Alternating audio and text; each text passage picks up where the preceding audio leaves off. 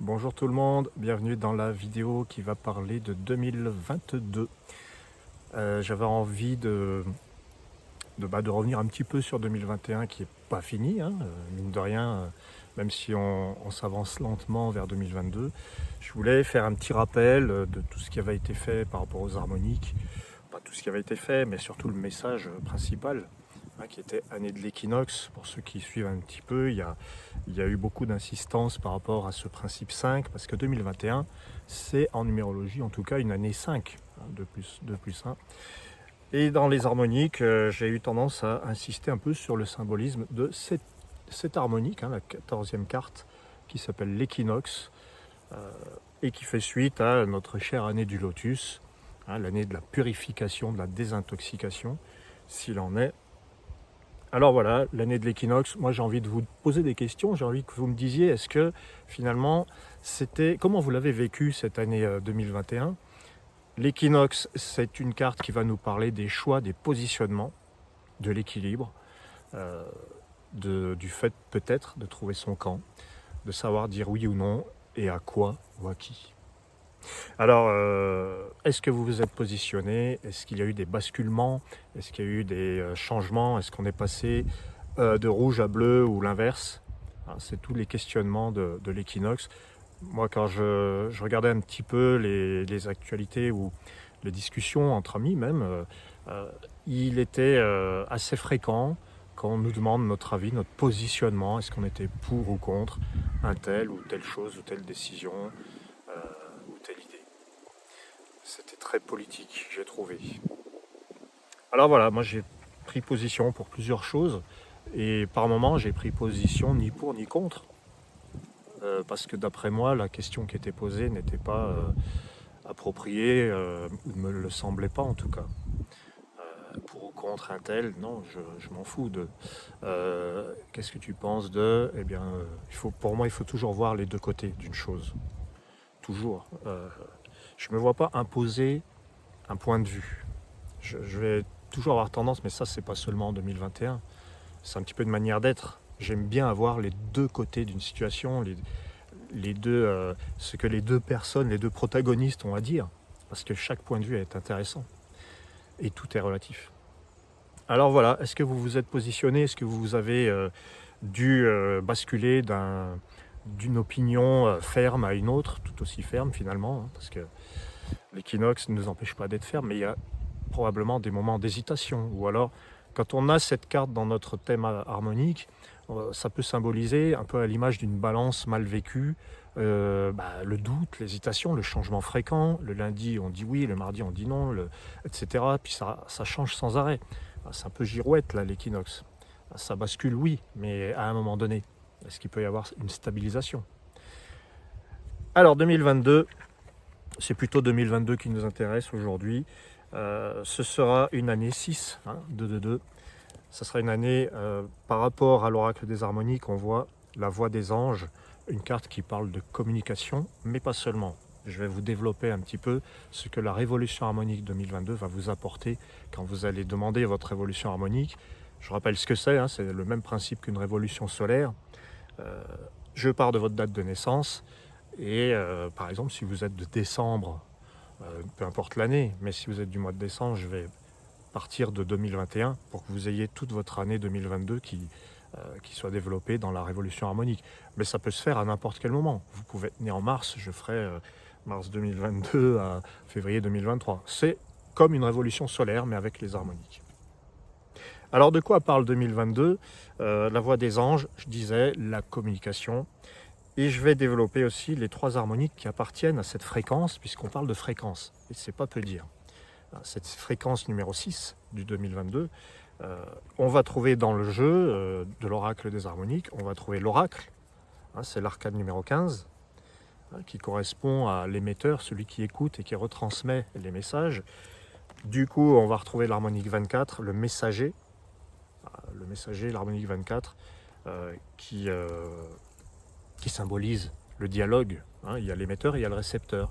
Et puis il y a aussi le fait d'apporter quelque chose, le fait de faire redescendre du ciel, hein, à l'aide de l'arc-en-ciel justement, les messages qui viennent d'en haut.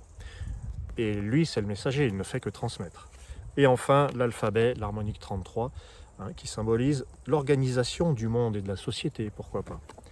Et puis c'est aussi une carte très communicante, l'alphabet, puisque c'est ce qui nous sert à écrire. Et quand on organise bien ces mots, ces lettres, on organise bien ses pensées. Voilà, alors 2022, année de quoi? De la communication? Oui. Mais pas que. Alors, le système des harmoniques, il se base sur des fréquences. Pour moi, pourquoi le mot harmonique? C'est pas pour rien. Une harmonique, c'est une fréquence multiple d'une fréquence fondamentale. Et la fréquence fondamentale en 2022, c'est la voix des anges qui nous dit voilà, de nous épanouir, de parler, de libérer la parole, de s'exprimer. Ok. Simplement, communiquer, c'est pas seulement les mots. Il y a l'idée d'une vibration. C'est comme ça que fonctionne mon système d'ailleurs. C'est une histoire de vibration et donc de fréquence. 2021, c'était donc l'équinoxe, pour rappel. 2022, on entre dans l'ère, pour ainsi dire, de l'oracle. Voilà. Alors, et de ces deux compagnons, le messager et l'alphabet. Il y a, je dirais, des mots-clés, des verbes clés, je ne sais pas si ça se dit, qui vont nous inviter à communiquer, mais aussi à vibrer. Quand un mot est dit avec la vibration qui ne correspond pas, il sonne faux, il n'est pas reçu. Il y a quelque chose de plus important que la parole. Il y a vraiment la vibration qui va donner la parole. Et c'est là-dessus, moi, que je vais travailler. Par exemple, pour communiquer avec vous, je pense que je peux aussi m'adapter, modifier certaines choses, évidemment pas dans le fond du système, mais je pense qu'on a tous à travailler ça, on a tous à travailler notre manière d'entrer en relation avec les autres et notamment à être attentif à la vibration. C'est une des premières choses que je voulais vous dire. Sentir la vibration avant d'émettre. C'est ça l'oracle. Un oracle comme la Pythie de Delphes, les devins, les trucs comme ça, c'est quoi? C'est quelqu'un qui va... Oracle, ça veut dire oreille, ça veut dire écouter. C'est quelqu'un qui va recevoir un message, qui va le retransmettre. D'ailleurs, c'est vraiment tout le système ORL, là, si on veut faire un lien avec l'anatomie. Ça peut correspondre au signe du taureau, avec la gorge. Ça peut correspondre au signe des Gémeaux, la communication, Mercure, évidemment. Alors, du coup, cette année 2022, elle va nous interroger sur comment on communique, qu'est-ce qu'on entend quand quelqu'un nous parle, est-ce qu'on n'entend que le mot, ou est-ce qu'on comprend qu'il y a autre chose derrière le mot, est-ce qu'on va aller s'intéresser à la vibration, à ce qui est invisible, mais qui a inspiré les paroles. Après, je voulais vous parler de s'alléger, d'avoir de l'humour. S'alléger, parce que tout ça, c'est quand même des cartes qui sont dans le jeu des harmoniques. Une dominante bleue, il y a l'arc-en-ciel qui domine... Bon, il y a beaucoup de lumière là, je n'arrive pas à le montrer sous le bon angle. Il y a un arc-en-ciel qu'on peut voir sur ces cartes. C'est parce que le 6e élément des harmoniques, c'est l'arc-en-ciel. C'est la diversité, le déploiement, la croissance, l'épanouissement. Ça me rappelle Jupiter, moi. Il y a Mercure, le petit communicant, puis il y a Jupiter, le grand voyageur. Voilà. Alors, tout ça, moi, ça me parle d'épanouissement, de légèreté aussi, de s'alléger. Est-ce qu'on a besoin toujours d'être dans il faut être sérieux, il faut faire des phrases pompeuses? Oui, dans certains cas, mais n'oublions pas de nous faire plaisir aussi, d'utiliser par exemple la musique, la vibration, c'est aussi la musique. Il y a une musicalité quand on parle, quand on va au théâtre, quand on va au cinéma, il y a des choses qui sont puissantes, qui nous marquent parce qu'elles sont dites dans une certaine tonalité avec une musicalité. Et moi, j'aime la musique. Et je peux vous dire que 2022, pour moi, il peut se passer quelque chose par rapport à ça, par rapport au monde de l'art, par rapport au monde des musiciens. C'est important, la musique. C'est pas quelque chose de non essentiel. C'est pas vrai. Moi, je vois pas ça comme ça. Donc, la voix des anges, pour moi, ça désigne aussi les musiciens, les chanteurs, les compositeurs, etc. On peut faire de sa vie une symphonie. Et il y a une vraie symphonie qui se joue entre les uns et les autres. Une rencontre amoureuse avec les premiers mots qui s'échangent, c'est très symphonique, mais la symphonie peut se jouer tout le temps. Moi, quand je fais cours à mes élèves, j'essaye d'avoir un phrasé qui soit le plus musical possible pour attirer leur attention. Bon, voilà, je m'étale un peu. L'humour, alors oui, l'humour, moi je crois qu'on manque d'humour dans cette société. D'ailleurs, je reviens sur ce qui m'a été dit à l'école. Alors, c'est pas facile l'humour à faire passer. Mais mes élèves apprécient quand je fais de l'humour, il y en a même un qui m'a dit « Mais monsieur, vous êtes le seul à nous faire rire ». J'en ai discuté avec ma compagne, je lui ai dit « C'est triste, on vit dans une société où l'enseignant ne s'autorise pas à faire rire ». Alors je trouve que, moi quand j'étais au collège, les profs qui m'ont le plus marqué, et j'en ai eu, j'ai eu des enseignants tout à fait fabuleux qui m'ont marqué à vie, ce sont ceux qui me faisaient rire. Oui, ils étaient très consciencieux, très très très consciencieux et très fermes. Ça ne mouftait pas dans leurs cours, mais quand ils le décidaient, on était tous morts de rire. On peut enseigner et faire marrer le monde. C'est comme ça que j'ai retenu les cours de français, les cours de latin, les cours de... C'est ceux où je me suis le plus marré finalement. Voilà, l'humour. Hein, on va tous finir au même endroit. De toute façon, il ne faut pas trop se prendre au sérieux. Enfin, c'est un petit peu un des messages, je dirais, de 2022, qui est aussi l'année du tigre d'eau. Hein, le tigre qui est impétueux, qui est spontané, qui est innovant. Hein, donc tous les tigres, moi je ne suis pas tigre d'eau, mais je suis tigre. Et ça me parle, j'ai envie d'innovation, j'ai envie qu'on se marre un petit peu. Alors, oui, alors il y a aussi le messager, hein, qui a son mot à dire, évidemment, sur l'information. Moi j'ai remarqué en 2021 les petits combats, les petites luttes, les querelles de chapelle qu'il y a pu y avoir, hein, les pros, les anti, machin. Il y a eu beaucoup de désinformation aussi. On vit une époque où il est très facile de truquer des photos et même des vidéos. On peut bluffer n'importe qui de nos jours. Alors faire des preuves avec des images, ça devient de plus en plus compliqué. Il y a un moment donné où moi je suis un petit peu inquiet de ça. Dans le futur, comment on va être informé? L'information est déformée, bon ça fait longtemps. Il n'y a pas besoin d'internet, il n'y a pas besoin de Photoshop, mais ce que je veux dire en 2022, c'est faire preuve de discernement et de ne pas avaler, ingurgiter les infos sous prétexte que ça y est, c'est dit, il faut y croire tout de suite. Je pense que le messager, il nous invite à prendre du recul et à faire attention à ce qu'on nous dit. Mais faites attention, pourquoi vous croyez ça? Oui, il y a des photos, des vidéos. Ouais, et pourquoi on vous le dit? Qui est-ce qui a de l'intérêt à informer de cette manière? Ouais, l'information. Et puis s'informer par soi-même, écouter son corps aussi, écouter sa voix intérieure. Toujours pareil. On a des pressentiments, mais notre vie dans la société, nos activités, l'activité incessante, le bruit incessant fait qu'on va peut-être oublier d'écouter cette petite voix intérieure. Alors il y a aussi le messager qui nous parle de diffuser ce qu'on fait, parler de ce qu'on fait, diffuser, faire passer le message, informer du coup. On est au courant de quelque chose, on partage, on le dit. C'est ça. C'est toute j'ai envie de dire, le message de 2022, que tout un chacun est libre de tenir compte ou pas. Hein. C'était bien français ça aussi. Voilà. Donc les choses occultées. On ne sait pas tout. Il y a des choses où on ne se rend pas compte, on oublie de le dire, on occulte soi-même. Je connais des gens qui font des merveilles en dessin, en peinture, en photo, en musique, et puis tout d'un coup, un jour, ça apparaît, on ne sait pas d'où ça sort. Mais si, en fait, il y a une sorte de révélation qui se fait. Donc on est amené à montrer ce qu'on fait, à parler de ce qu'on fait, à dire qui on est en 2022. Pas seulement 2022, mais je rappelle que les harmoniques nous apportent une fréquence et vont favoriser peut-être des choses, des éclosions, des ouvertures. Et enfin, je voulais finir sur le mot s'organiser. S'organiser avec l'alphabet, c'est une carte qui nous parle de l'ordre des choses. Est-ce que pour s'organiser, si on s'organisait mieux, on se sentirait mieux? Est-ce que pour s'organiser, il faut absolument tout contrôler? Est-ce qu'il n'y a pas un moment où on pourrait se dire, tiens, allez, je vais déjà voir quelle est ma priorité, je vais contrôler une chose, et tout le reste, tout ce que je veux gérer suivra, parce qu'il y a aussi l'univers.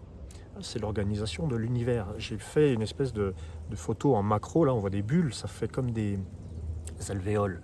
C'est une organisation, les alvéoles, la ruche, les abeilles, tout ça. Alors, tout ça, quoi. C'est expéditif. L'alphabet, l'ordre des choses, est-ce que pour m'organiser, je suis obligé de me dire, aujourd'hui, j'aurai pas le temps parce que de 8h à machin, il va falloir que je fasse ça. Ça va me prendre une infinitude de temps. Peut-être pas. Peut-être que si on observait son organisation différemment, on pourrait arriver à faire 10 000 choses parce que on va suivre la vibration du moment aussi. Ce moment-là sera peut-être dans la vibration de. Alors, il suffira de faire une chose et tout le cortège de choses qu'il y avait à faire se fera par elle-même. Je ne sais pas si c'est clair, c'est clair.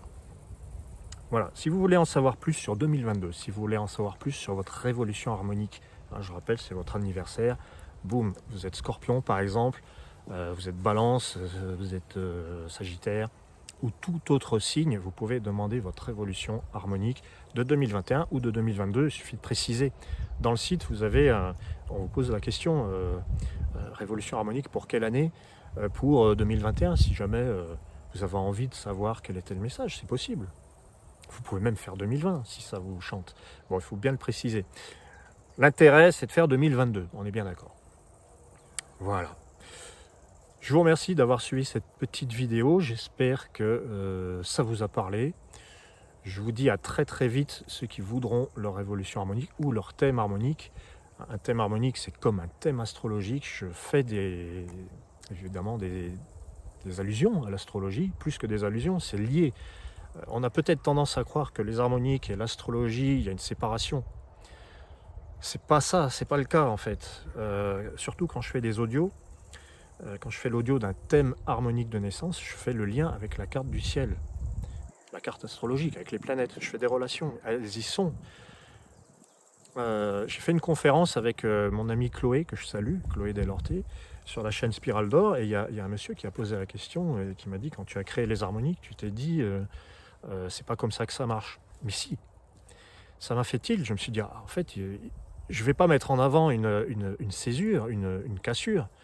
Il y a un lien. Je crois plutôt que les harmoniques sont une sorte d'extension, bon, très différente certes, mais de toute manière, ce qui compte, c'est que votre thème vous apporte quelque chose, votre thème de naissance, ou votre thème de relation, ou votre thème de l'année. Il faut que ça vous apporte des infos. Moi, en 2021, j'étais dans l'année du lotus. J'ai eu besoin de nettoyer, de purifier, d'alléger, et je l'ai fait sur le plan du travail. Parce que j'ai les harmoniques, mais j'ai un métier aussi d'enseignant, et je suis passé à mi-temps. J'ai voulu me libérer du temps parce que pour moi c'est très symptomatique du lotus qui va soit se mettre à mi-temps, soit s'arrêter et se reposer. Il est question de se reposer avec le lotus. C'est la carte du repos, du retrait, je prends soin de moi, je lève le pied pour me purifier, pas pour rien faire. C'est pas stérile, au contraire. Stérile, le mot est bien choisi parce que le lotus va vouloir stériliser, justement, purifier, désintoxiquer. Le lotus, le 13. D'ailleurs, on peut même faire le lien avec l'arcane sans nom. Le 13, purificateur aussi, l'espèce de squelette avec la faux. Voilà, donc, et là, je vais passer, en ce qui me concerne en tout cas, à l'année de l'équinoxe.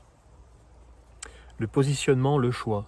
Voilà, le basculement, le positionnement, le choix. C'est très très clair dès maintenant, puisque moi je suis de janvier et on est à 3 mois de ma révolution harmonique, et je vais faire aussi ma révolution solaire. Je vais faire des vidéos où je vous explique un petit peu les liens que je veux faire entre astro et harmo. Voilà, ça rime. Je vous remercie donc, je crois que je l'ai déjà fait il y a à peu près 5 minutes, et je vous dis à très très bientôt, j'espère vous retrouver très bientôt. Merci à ceux qui me contactent, qui me regardent, qui s'abonnent. Continuez de vous abonner, c'est bien. À plus tard.